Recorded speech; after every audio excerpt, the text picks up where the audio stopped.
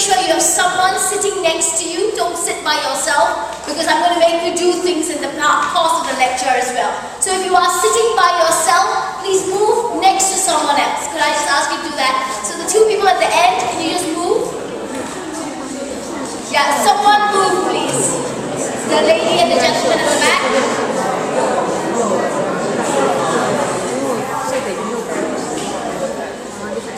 Try to move next to someone else. You will have more fun than talking to the chair next to you.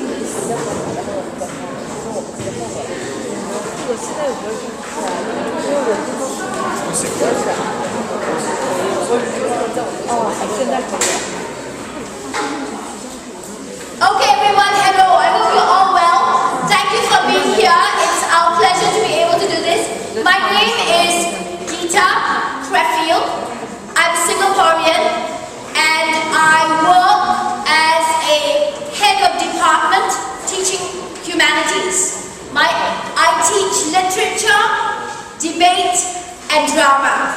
So these are my three areas and the three things combined together. So we're going to do some things which are about public speaking and how do you use public speaking so that your debating becomes more interesting, so that people want to listen to you and that you get the style mark from the judge. Okay, so let's talk a little bit about how do you do this.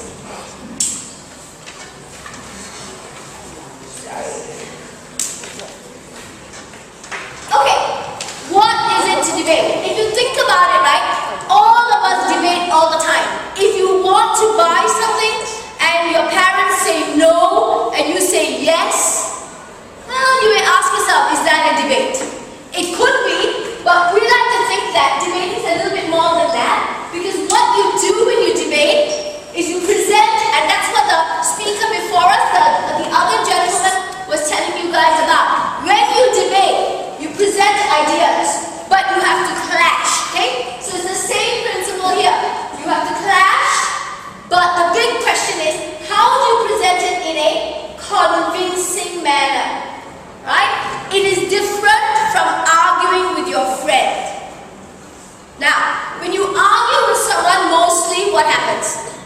One person says yes, and the other person says no, and then the other person says yeah.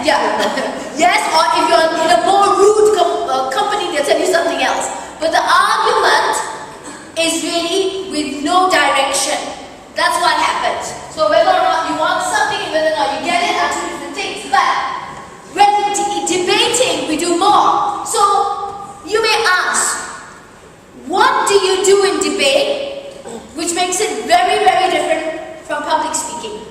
Okay? Now, public speaking is where this is what I'm doing, which is public speaking. I'm standing here, I'm talking directly to you. And until I stop and say, would you like to ask me something? It's a one-way communication. Pure public speakers are not interested in clashing. What they want to do is just convey, and they stop at that point.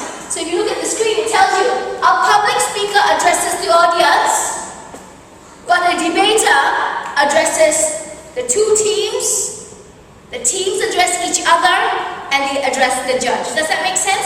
It's slightly different, but there is always a place for public speaking inside of debate, and that's what we're going to talk about today. Because if you don't public speak, when you debate, you will not be convincing. You'll just have a whole bunch of words, but the words won't have punch. You want to make your words have a lot more effect in terms of the outcomes that they create. So let's talk about that. Okay, so debaters can use public speaking. So you must be a bit of a passionate fanatic. You need to be able to say, I believe in this, but you need to convince. And the word we want to use is persuade. To persuade someone, you need to construct your speech. And we're going to talk about how we construct the speech right now. Okay, so what do we use? You guys already talked about this, so we'll be very fast, but I'll just like you to just look at it. If you think about it, in a debate, this is what you all talked about just now. You are applying logic. Right? So first, you have the application of reason, or what we call rationality in the construction of the argument. So you say X leads to Y, therefore it leads to Z. Okay, so cause-effect relationship. That's how you must create logic in the debate. So let's use that. It's a really, really simple example. I'm sure you guys can do many more. My teacher says if I eat apples, I will be healthy. I want to stay healthy, and therefore I want to be able to go to school because I'm healthy. Therefore, I will eat apples.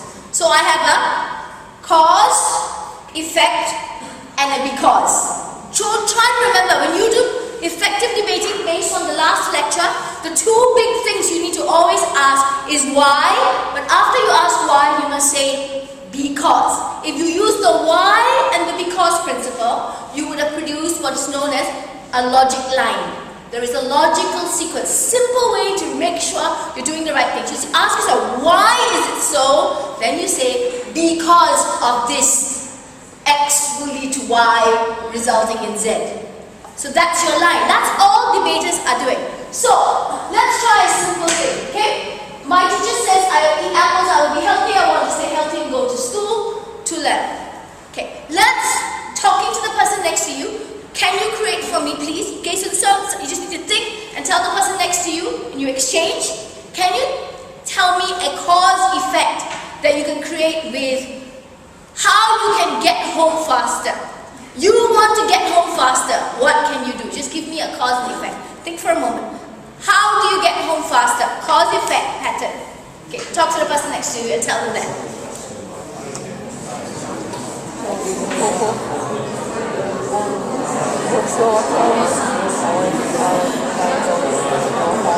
Faster, so I'm going to have my things quicker, because that way I will reduce the time that I spend in school, so that I can so that I can get earlier, so that I can avoid the traffic jam, so that I can get faster.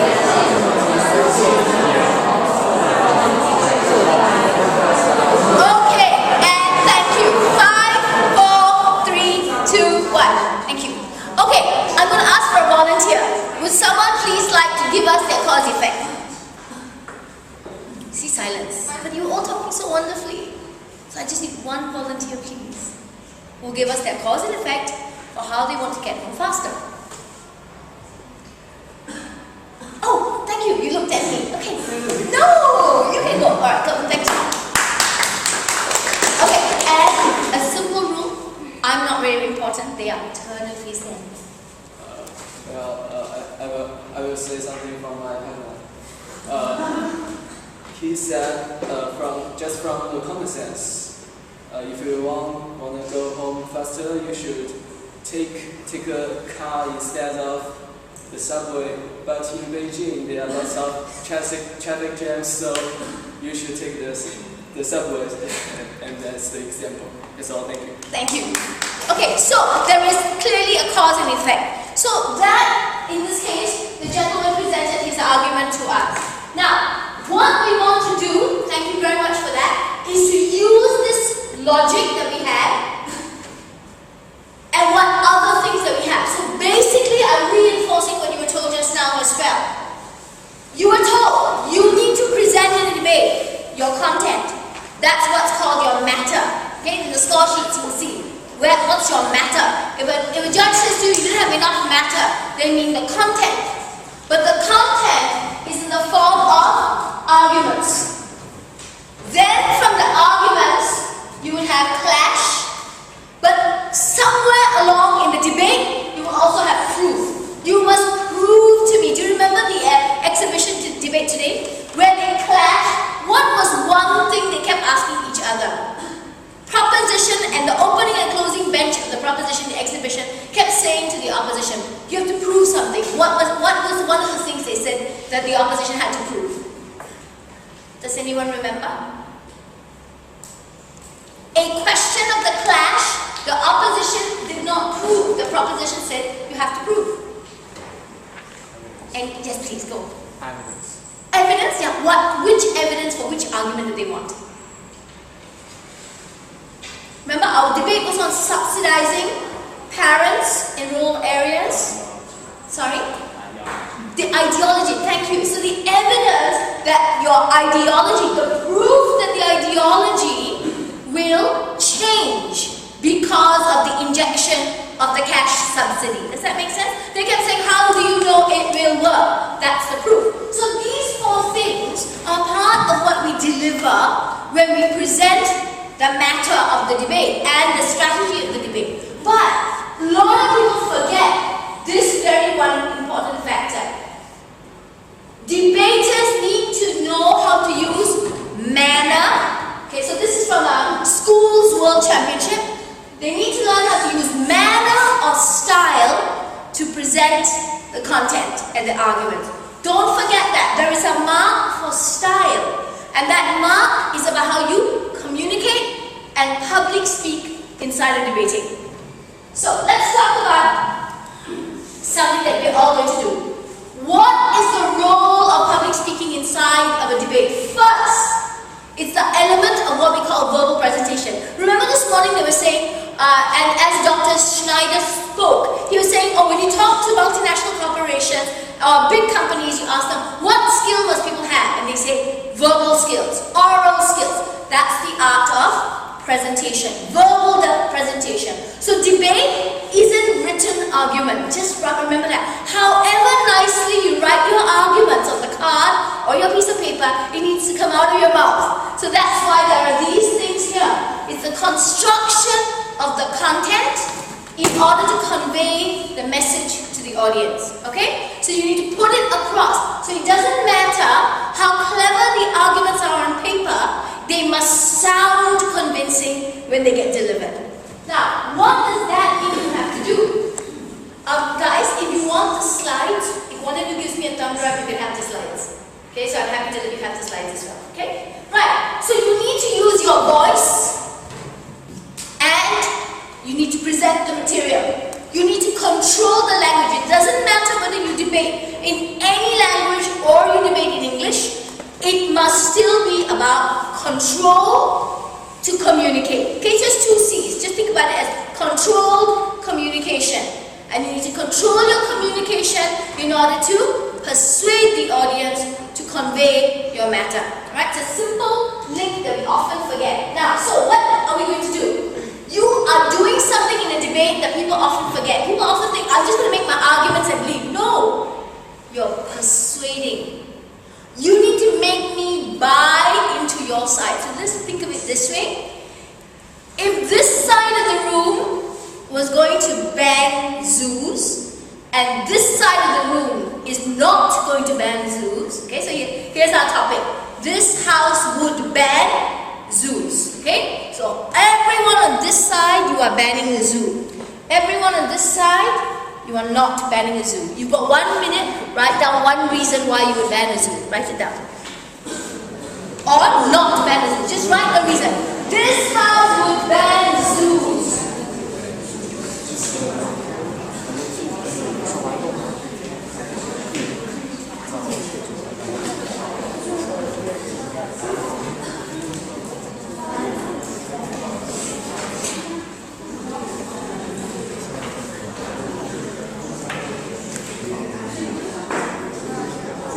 All you need is one reason. That's all you need.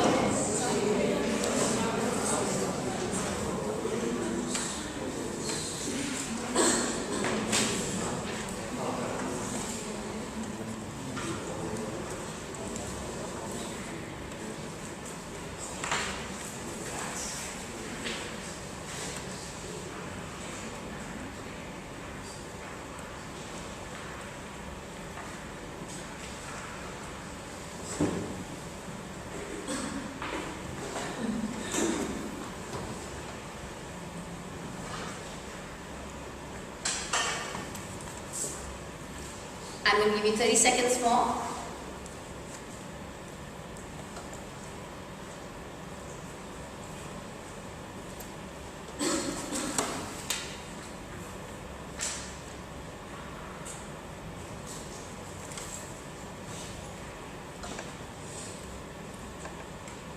Okay, and thank you. Alright, so all the people on this side who are going to ban zoos, we're going to try to give some reasons, and then we're going to go up and down. Like we're going to go proposition, opposition. So one person from proposition will give a reason, one person from opposition will give a reason. Okay, so that's the general principle. Can I have a volunteer on this side? Please, could you stand and go? And again, because we're practicing presentation, turn your body to face them. Okay, and go.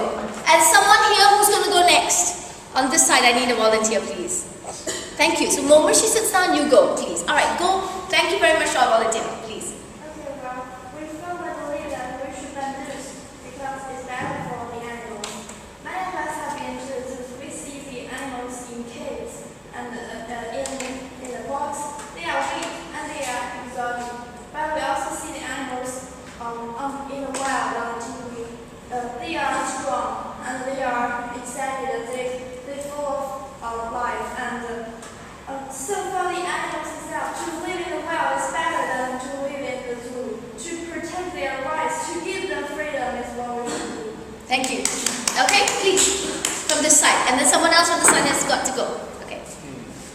Turn around and face them.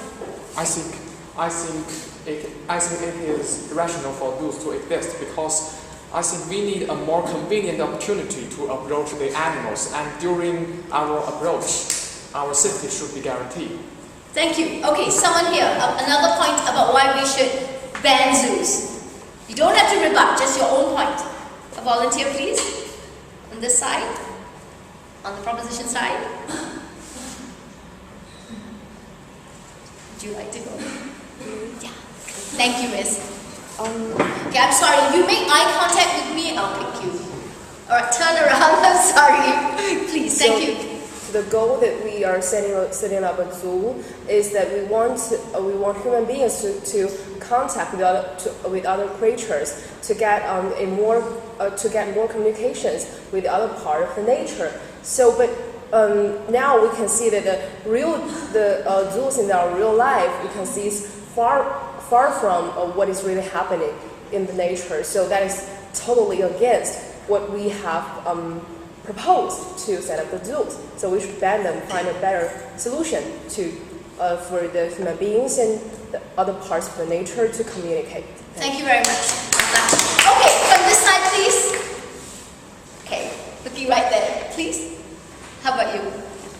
I think zoo is just a kind of protection because many animals are not just living in the wild now, and if we don't get them in the zoos, they will be extinct. So I think we should not ban them in the zoo. Okay, great. Thank you very much. Okay, so we had 4 examples of our speakers. I'm going to ask our 4 speakers just to kind of close your eyes. The 4 speakers, close your eyes. Okay, when I point, the rest of us are going to just clap for the speakers. The louder you clap, that's the speaker you thought was the most persuasive. Okay? All you have to do is clap very loud for step 2.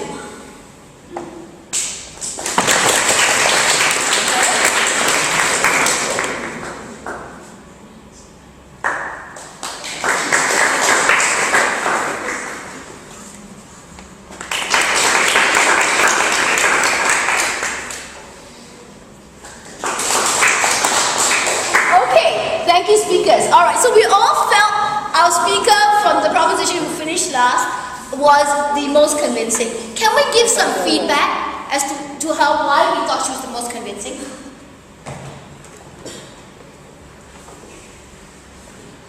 What did we like? And I don't want us to talk about the argument. I want you to respond to her as the person who was putting across an idea.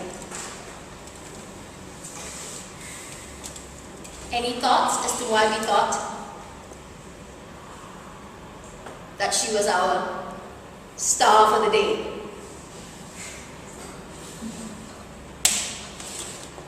What did she have that appealed to you? Or was it you guys liked her argument?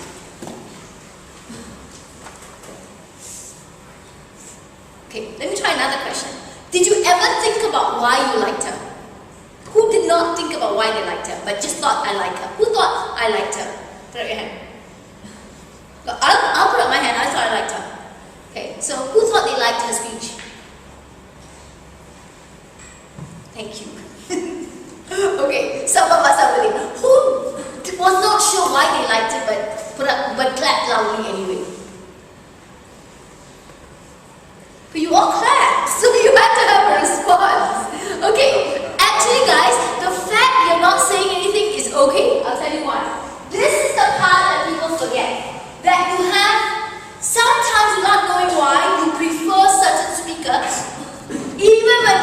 rubbish. And in this case, she wasn't.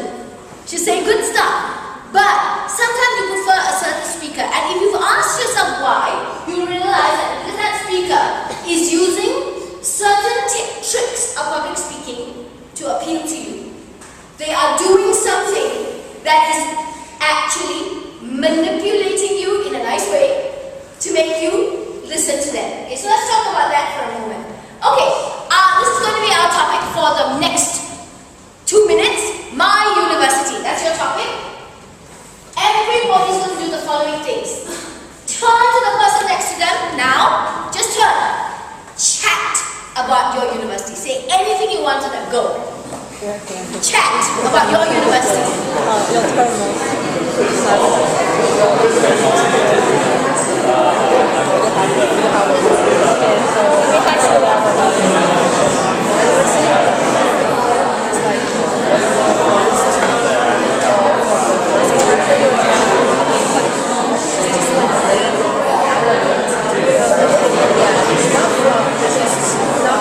And 3, 2, 1, last sentence to your friend. Thank you. Okay. So it's very easy to chat.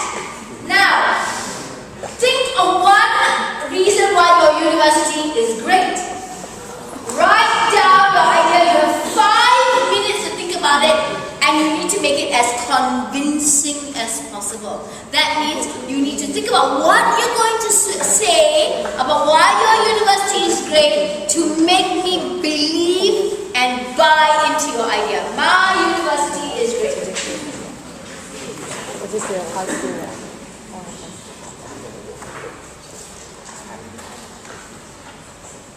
You just have to have one reason. You have to construct it well so that I will believe you.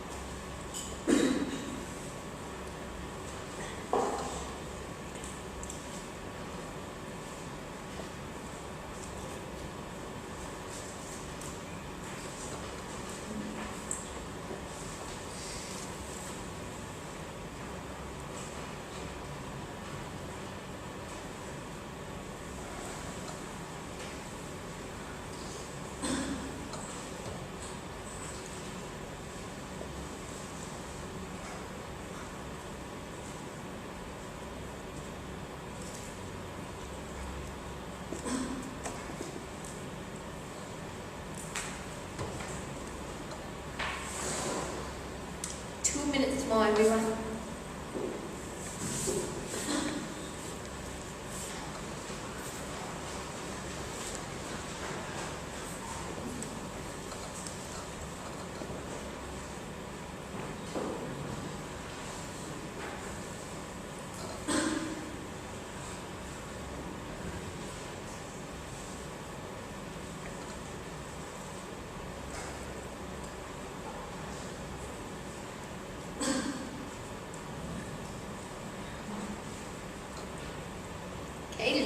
last minute.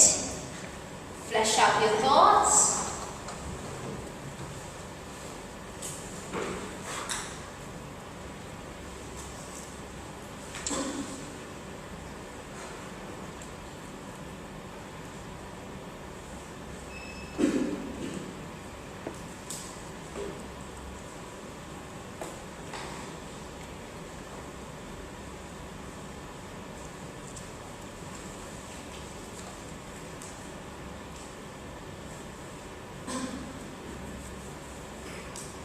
Okay, thank you very much. Now, this is the next part of your task, everyone. Turn around, face the person opposite you. Turn around and face a partner. Okay, and now turn to the person next to you and take turns to tell them your reason for why your university is great. But not talking together at the same time. So two people cannot talk together at the same time. Take. So please turn and face the person and tell them now. Go.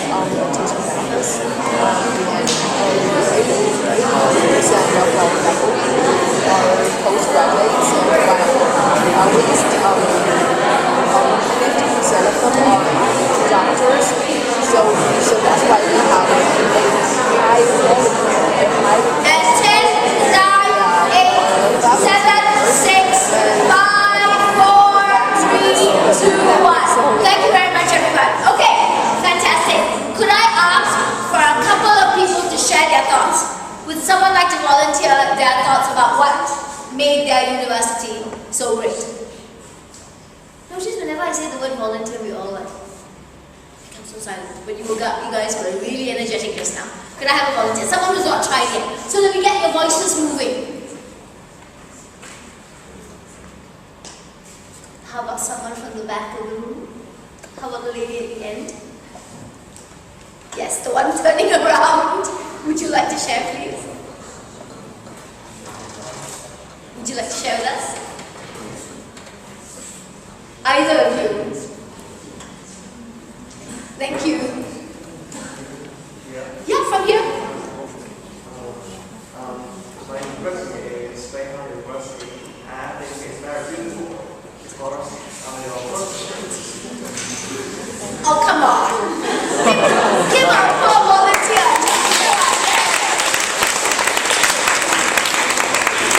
What do you want him to say? My university is ugly, but we're all seated here. Go for it.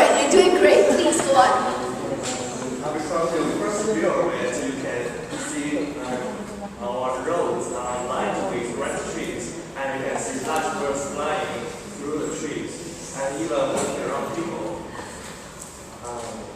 I mean, campers here, not in Shanghai.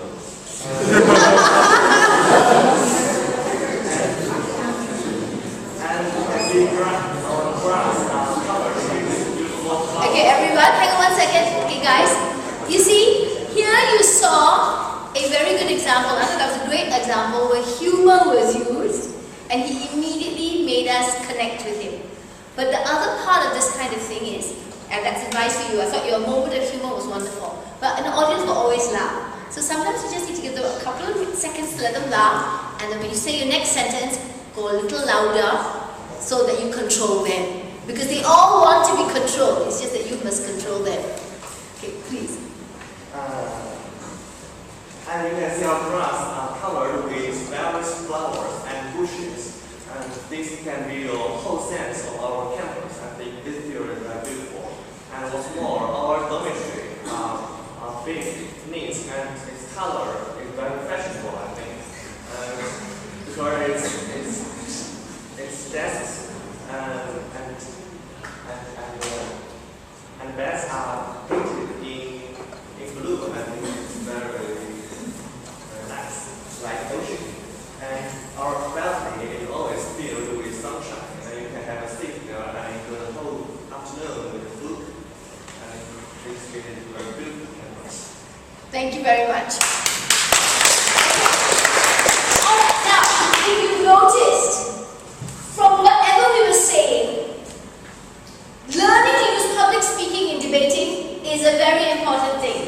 Okay? Because public speaking allows you to catch the attention of an audience. Alright, so how can we make a debate speech publicly appealing? I'm now going to go through some rules and some principles you can remember on what you can do to make public speaking appealing. So let's make our speeches effective. So first thing, okay, there are elements for all of us to look at. These are very basic rules that all of us can remember. First one, speak slowly. The faster you speak, actually, the more difficult it is to understand what anyone says. There is a rule. You speed up when you want to create variety. So you go a little bit faster and to say, okay, then you slow down.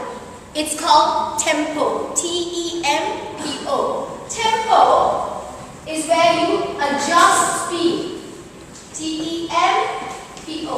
You adjust the speed inside your sentence so that you can catch the attention of the audience. So I'm going to do another drill with you guys. Okay. Same thing, why my university is so great, we're going to prove this principle. Can I have another volunteer? Why my university is so great? Come on. I know he covered the balcony, the sunshine, the flowers, the beds. He's taken away a lot of the things. So does anybody else have a reason why their university is great? Would you like to? Okay? Right, but I've got a clause for you. So, can you get up, please? I want you to say this as fast as you can. Turn around. Okay, face them as fast as you can go, okay? As fast as you can go. Ready? Face them. As fast.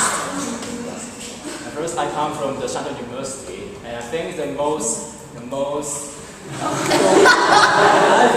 I think one of the great reasons to prove my university is great is my university have a lot of outstanding foreign teachers. So why this point should be the first reason to say? Because I think they be in contact with those outstanding foreign teachers. I can learn more about the pure oral English, which can improve my English speaking and enjoy speaking and learning English with others. It's helpful for my English study. And the second is, while contacting with those people from different cultural backgrounds, I can broaden my horizon.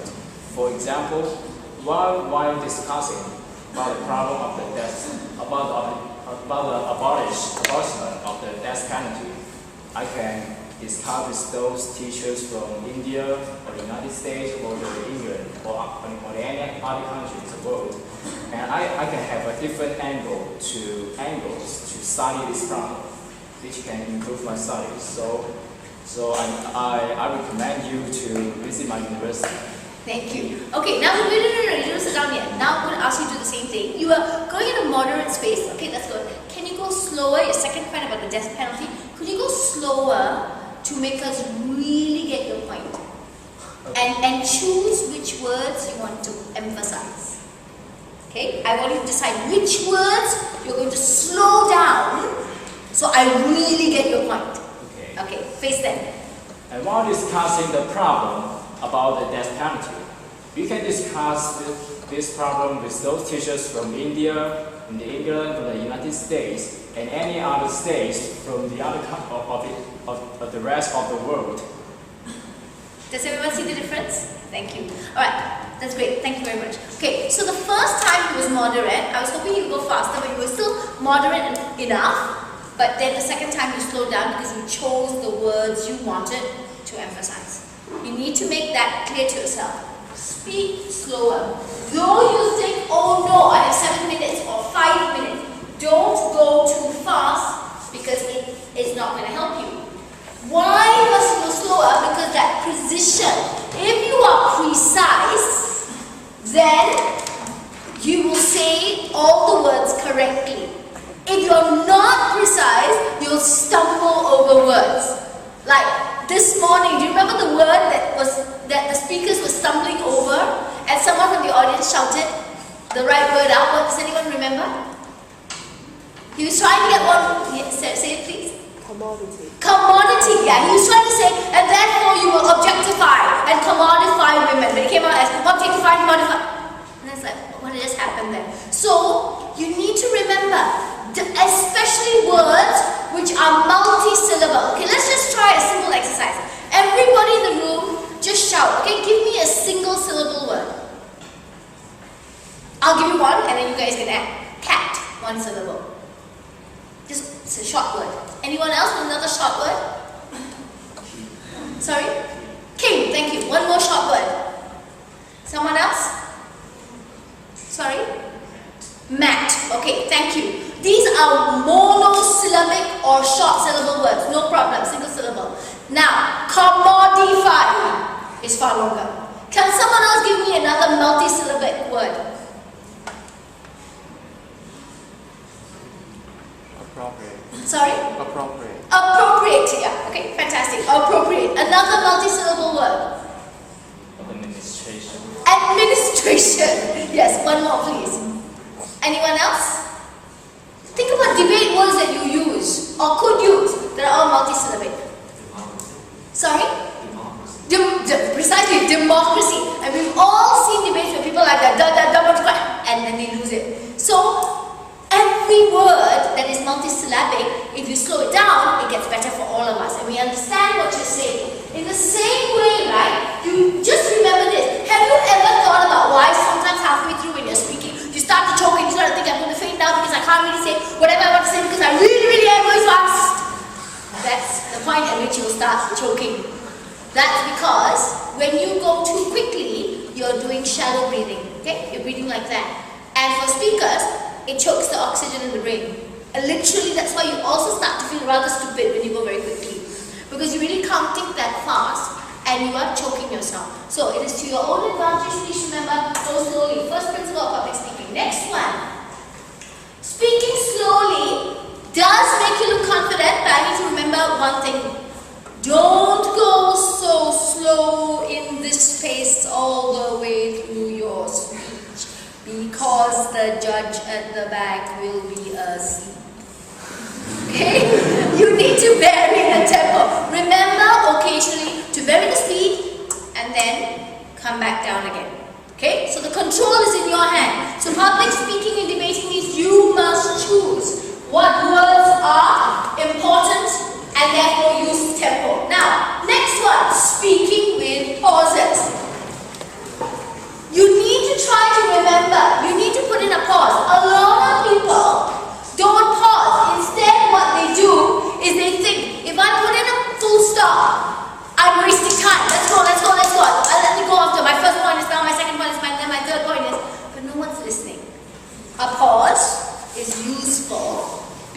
makes us listen. See, you just listen. That's all you have to do, because people are waiting to see how you will end the thing. So second general principle, put in pauses. And some pauses at the right time become what's known as dramatic or critical. So you can say, therefore, we want the death penalty for the good of all. That's a critical pause. Does that make sense? It's very simple. I'm going for short sentences. I've not used big words. I'm holding my pause. Please write that for yourself. Speak slower, go for pauses. Second principle of how to bring in good public speaking into the debating. Now, third one is this. You see, the same principle from this morning.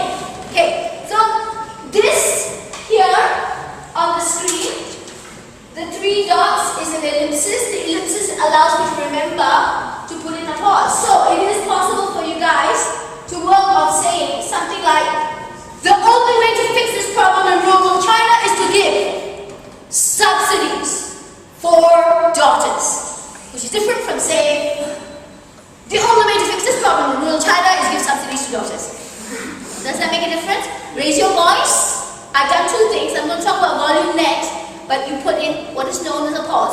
But the pause must be intentional. Now you may say, how am I going to remember? Some speakers highlight. They take a highlighter, they highlight the space before where they want to put a pause. So on their speech, they just put a pause. Or others put an asterisk, a star. And they remind themselves, pause here. Because it's not accidental. That's what I want to tell you. Public speaking is never accidental inside of a debate. It's calculated. You calculate the effect you want from your audience. And you ask, where must I pause in order to produce the effect that I want? Okay. What does that then mean? Third thing, volume. Right? Now, here is where it's a balance. Too soft and no one will hear you at all, and no one will know what you're saying, and everybody will lose interest, and it's not going to work. Too loud and you're going to frighten the whole room and no one will be there because they'll all run away because they have a headache. Okay. But you know what the biggest problem is? How many of you have been in a debate room where people shout? I have. Think about it. Have you debated in a room where people shout? And they're shouting at you all the time. Who has? If you have, put up your hand. Have you heard debates where people shout? Have you heard people argue when they shout? Okay. We all have, right? Okay. A debate has arguments, but this is not a argument or a quarrel. Exactly, it's not. So, it is hard. Okay, so if I was to say to you this same line, okay? If I do it to you moderately, I would say, avoid high volumes. Shouting will not make you win. Now, listen what happens if I go, avoid loud volume, shouting will not make you win. Immediately, I look a bit crazy. And I don't sound reasonable. I also sound as if I'm about to completely lose it. And after a certain point, you must ask yourself, how long can you hear the same voice at that volume? So you yourself must be aware. When you want to do 2 things, drop your volume as well as raise your volume. So it's called emphasis, because that emphasis, so you can do this. Especially, now guys, can I ask you all to do me a favor? Everyone keep quiet for a moment. Listen to this room. And I really mean what I say. Listen to the room.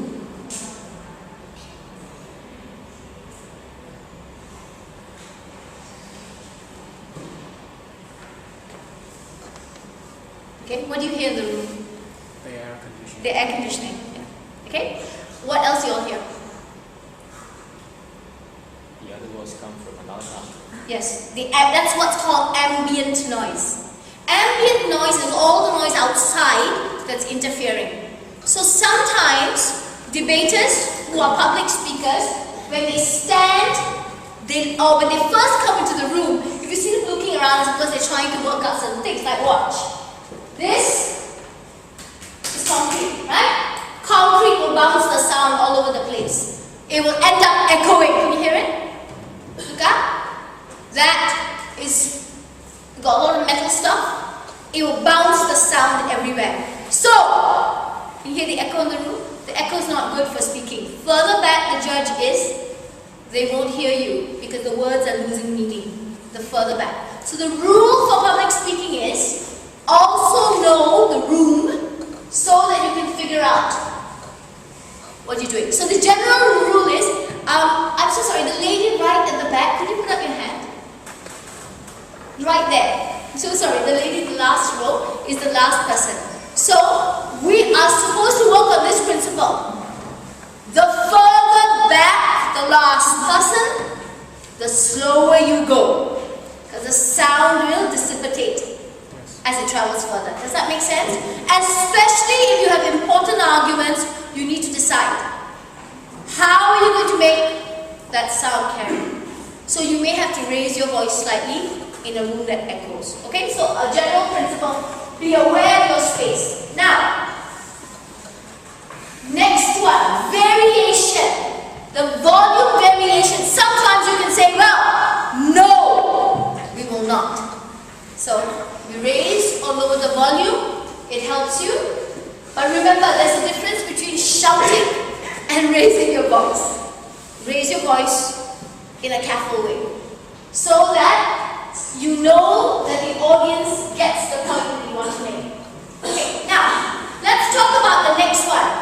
We talked about speaking slowly, and we talked about raising your voice. We talked about pauses, but people forget that shorter sentences are part of the overall effect. Try not to have sentences that are too long, too complex, or too compound. Short, sharp sentences are easier when they come out of the mouth, and they also make more sense. So, short ideas. We think women in rural China deserve education. Small line, short line. Not too many ideas in a single sentence. If you notice in the exhibition today, they were going slow and they were going short with the sentences. So you don't need to speed up, nor do you need very, very long sentences. It's a simple way of making your speeches more effective. In the same way, guys, avoid filler words. Okay, what are filler words? Filler words are things you put into the sentence because you're trying to think. And you really don't know what to say, but you're trying to figure out on the floor. Can anyone think of a filler word? Well, what else? Good. Anything else? So, ladies and gentlemen, exactly. Ambient noise. So what do you do when the bell goes while you're debating? You have a couple of choices. You can smile at the audience and wait.